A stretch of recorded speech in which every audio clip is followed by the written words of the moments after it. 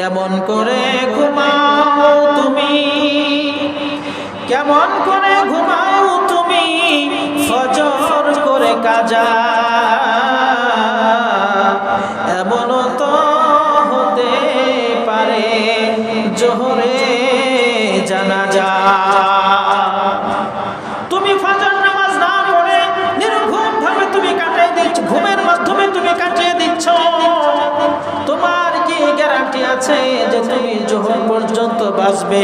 হতে পারে জোহরের নামাজের সময় এলান হবে তোমার জানাজার নামাজে, তোমার জানাজার নামাজের এলান হবে। মুসলিম হয় না জন্ম নিলে, মুসলিম হয় না জন্ম নিলে মুসলমানের ঘরে, কাফের মুসলিম তফাৎটা হয় সালাতের উপরে।